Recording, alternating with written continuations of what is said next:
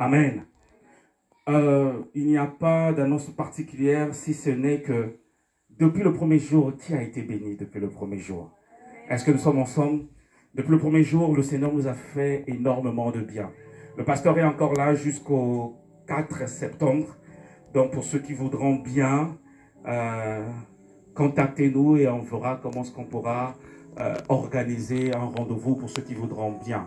Alors, juste avant de finir notre moment de prière, j'aimerais juste donner pour 1 ou 2 minutes la parole à mon frère qui est là, l'évangéliste Bertrand, s'il peut venir s'avancer. Vous savez, pour la petite anecdote, nous sommes une famille. Le Seigneur avait dit à notre défunte maman que tous nous allons servir Dieu. Et permets-moi de dire quand même, le dernier récalcitrant, c'était lui. Mais ce qui est étonnant aujourd'hui, on a tendance maintenant, nous, à le traiter d'extrémiste. Parce qu'il est devenu même plus dur que nous-mêmes. Non, je lui donne juste 1 ou 2 minutes pour témoigner comment est-ce que le Seigneur a ouvert les cieux dans sa vie. Amen, amen. Gloire à Jésus. Il est vivant. Il est ressuscité. Gloire à Jésus. Il faut toujours honorer ce Dieu-là. Il est tellement merveilleux. Effectivement, je suis le grand frère de votre pasteur, le pasteur Prince Baron. Et depuis ma tendre enfance au Congo, notre maman était une servante de l'Éternel et on lui avait déjà dit que tous tes enfants te serviront. Et comme il a dit, le pasteur Baron, que le récalcitrant, le dernier, c'était moi. Parce que moi, la priorité, c'était les affaires, la politique. Et bon, les choses de Dieu, c'est vrai qu'on est une famille de Dieu, mais j'étais chrétien, mais chrétien charnel. Chrétien charnel, et puis bon, j'ai eu aussi des responsabilités dans ce pays. J'ai été élu socialiste dans ma commune de Ris-Orangis, et j'étais même cadre à la Fédération socialiste de l'Essonne. Je partais jusqu'au Parlement européen, et en 2017, j'ai même été candidat aux primaires socialistes. J'ai affronté le député sortant de la 9e circonscription de l'Essonne. Il m'a battu, mais j'ai osé, parce que pour moi, la priorité, c'était le pouvoir, c'était les affaires.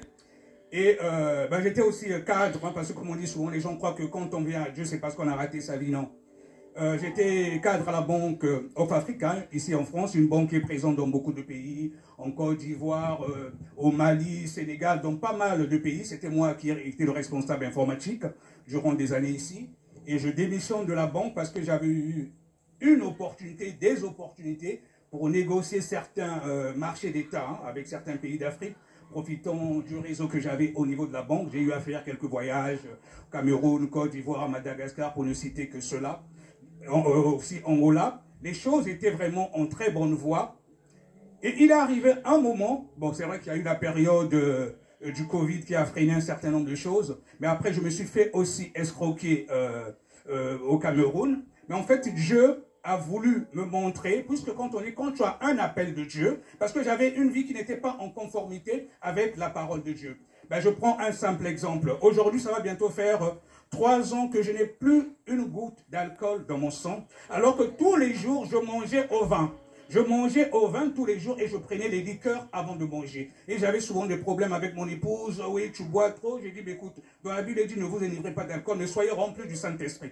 Mais quand le Saint-Esprit m'a convaincu que j'étais un sacrificateur et que le souverain sacrificateur, quand il rentrait dans le lieu très saint, il fallait qu'il n'ait même pas une goutte d'alcool en lui. C'est pour cela qu'aujourd'hui, ça va bientôt faire 3 ans que je n'ai plus pris une seule goutte d'alcool. Là, c'est mon appel. Et il arrive, je bénis Dieu pour le message, je vais aller vite.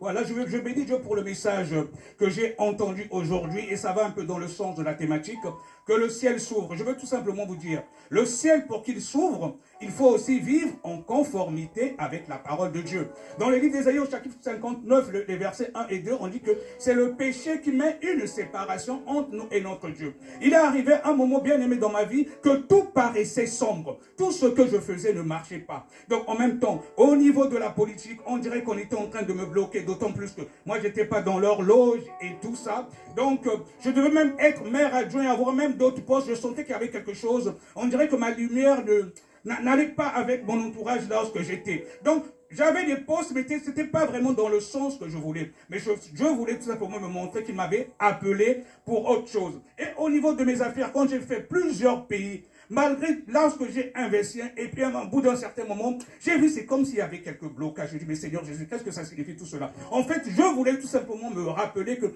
tant que je vais continuer dans ces histoires-là en faisant comme si je gagnais de ma propre force, il ne sera pas glorifié et le diable va récupérer mon âme. Mais quand je continuais vraiment, commençais vraiment à m'agenouiller, je me suis agenouillé, j'ai pris une résolution de jeûner pendant 3 jours à sec. C'est là que j'ai commencé à chercher réellement la face de Dieu. J'ai pris la résolution, j'ai dit Seigneur, bon, c'est vrai que j'ai essayé de faire des choses moi-même. Je ne vis pas en conformité avec la parole de Dieu. Maintenant, j'ai pris la résolution de tout abandonner qui ne glorifie pas Dieu, y compris la politique, parce que j'étais dans un parti, vous voyez le Parti Socialiste avec le mariage pour tous et tout. On a beau dire que on est chrétien, on peut faire la politique, mais quand tu es dans un endroit où il y a des choses qui ne glorifient pas Dieu, si le Seigneur Jésus-Christ venait, tu ne seras pas sauvé. Moi, j'étais dans un parti où on a voté le mariage pour tous, j'ai fait campagne pour Hollande, et vraiment, je distribuais les prospectus. En plus, j'étais cadre fédéral, mais je suis persuadé, même si j'étais contre cela, au sein du parti, ils savaient que j'étais un chrétien, mais un chrétien charnel. Du moment que tu as fait campagne pour ça, même si tu n'es pas d'accord, c'est comme s'il y a déjà une alliance qui est là. Donc, il y a beaucoup de choses en moi qui ne glorifiaient pas Dieu. Dieu m'a montré qu'il fallait que je me déconnecte. Quand je me suis déconnecté de tout cela, comme je vous disais que j'étais responsable informatique de la banque, et moi, dans ma tête, c'était maintenant les business, les affaires, c'était pas vraiment des cacahuètes, c'était des affaires en fait d'État. Je profitais un peu de mon réseau. Mais Dieu a voulu me briser. Il est arrivé un moment que je n'avais même plus un seul centime dans mon compte quand je reviens en France. 2 fois, c'était ma femme qui mettait même l'argent sur mon compte. Et je dis, mais je suis informaticien, j'ai au moins 20 ans d'informatique. Même en mettant mon CV, même les entreprises ne voulaient pas me prendre. Les entretiens se passaient très bien, mais à la dernière minute, non, vous êtes trop qualifié, on ne peut pas vous prendre. Maintenant, je dis, bon, je vais postuler, même un simple technicien. Ça aussi, ça marche pas, vous êtes trop qualifié, on ne peut pas vous prendre. Je dis, mais Seigneur, c'est quoi ça?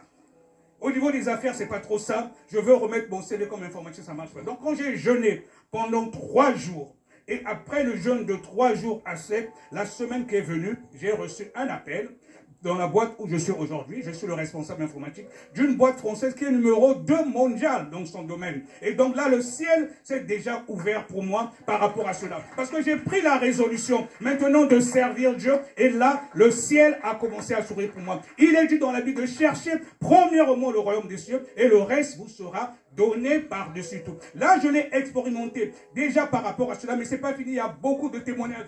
Je vais aller vite un peu pour vous expliquer. Bon, c'est la première fois que je viens ici.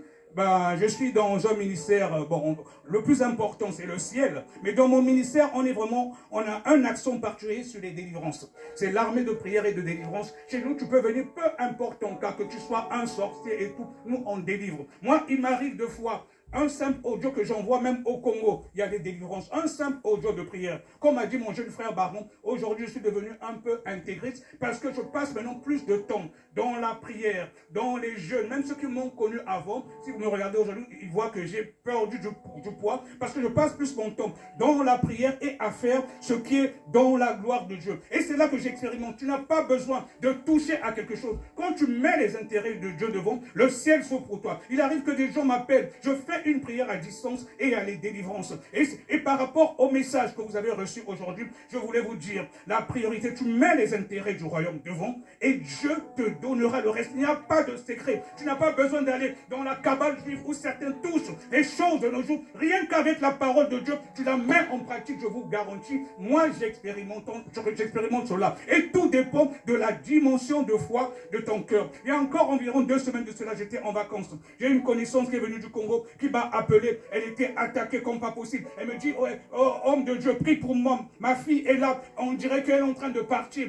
C'est comme si on est en train de venir la chercher. Je lui dis, mais je suis en vacances. Mais s'il te plaît, prie pour moi. J'ai fait une prière. J'ai dit, mais si tu as la foi, le Seigneur Jésus, quand il guérissait les malades, il disait, ta foi t'a sauvé. Mais j'ai la conviction, je suis un homme de Dieu, je suis un serviteur de Dieu, que Dieu a fait quelque chose. Il peut arriver 2 fois qu'il y ait des manifestations. Il arrive 2 fois que je prie pour des manifestations, il y a des serpents qui bougent et tout. Mais 2 fois, il n'y a pas de manifestation selon la dimension de ta foi. J'ai dit, moi, je sais que mon Dieu a fait quelque chose. Comme a dit le pasteur Justin, nous avons ce pouvoir. Ce que nous déclarons et décrétons, c'est ce qui se passe dans le ciel. Je dis que ta fille est guérie au nom de Jésus. J'ai raccroché. Le lendemain, je l'appelle, je dis, ah ben comment elle a passé, comment est-ce que ça a été avec ta fille? Elle dit, tu ne peux pas savoir, quand tu as prié, dès qu'on a raccroché le téléphone, ma fille n'a pas arrêté de vomir. Elle a vomi, elle a vomi. Moi, comme je suis dans un ministère de délivrance, je savais que c'était la délivrance pour sa fille.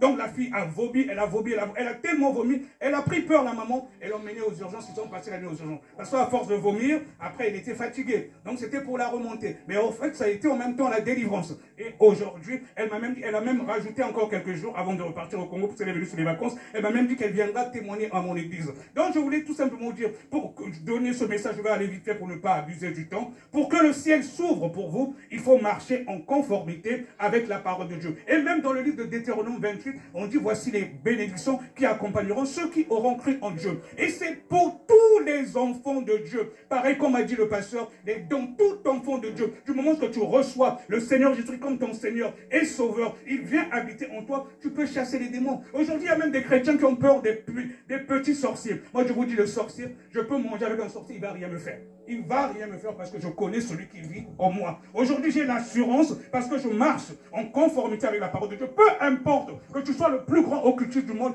devant moi, tu ne peux rien parce que je sais que c'est le Seigneur Jésus qui vit en moi et je marche avec assurance. Donc, quand tu t'éloignes du péché, le Seigneur Jésus-Christ, comme on dit que notre corps est le temple du Saint-Esprit, il vient habiter en nous et tu as l'assurance. Tu n'as peur de rien. Je ne veux pas abuser de votre temps. Merci, mon jeune frère, le pasteur. Donc, c'est tout simplement ma modeste contribution par rapport à ton séminaire. Comme je ne serai pas là aujourd'hui, demain je serai à l'église. Allez, soyez richement bénis.